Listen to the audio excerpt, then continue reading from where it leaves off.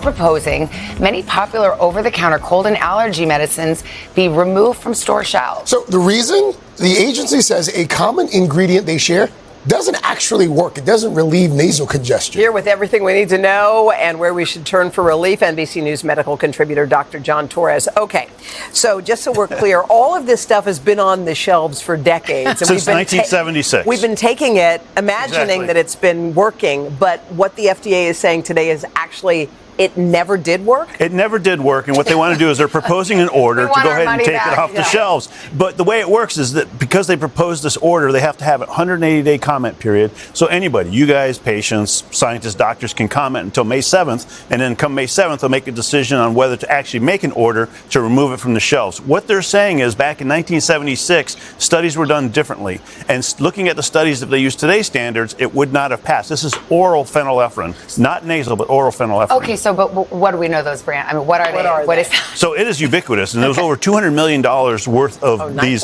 medicines last year.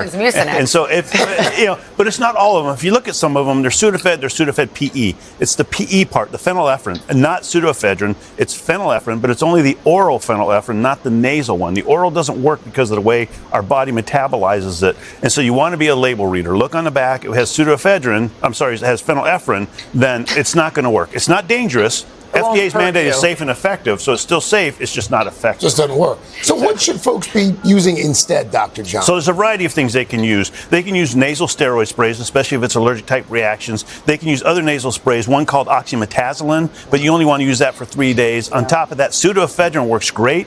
It's over the counter, but you have to ask the pharmacist for it because of some issues there with making meth out of it. And then there's steam mist baths, nasal sprays, those kind of things. And so, again, yes, with pseudoephedrine, it was used to make meth, and so now it's restricted. You have to talk to the pharmacist. It's still over the counter. What's weird is the FDA found this out a year ago. Over a year ago, September. Over a year ago, and now here we are a year later. What took so long for them to let everybody know? What they're saying is that they got the advisory committee, which was a unanimous decision September a year ago. We did a story on it. Exactly. I remember. Exactly. Yeah. And then the advisory committee said, yes, we should take it off the shelves. And they pushed forward saying, we're going to look at studies. We're going to think about this more and have some more discussions. Fast forward a year. Has this ever happened? Have we, as a society for 40 years, been taking something and then all of a sudden the government's like, it doesn't work? Nothing I can think of, but I'm sure it's happened in a few cases, but mostly for safety, not effectiveness. Yeah. All right. Interesting. Do you think these companies might just pull it from the shelves? Some have already pulled it from the shelves. Yeah. And I think more That'd be easy because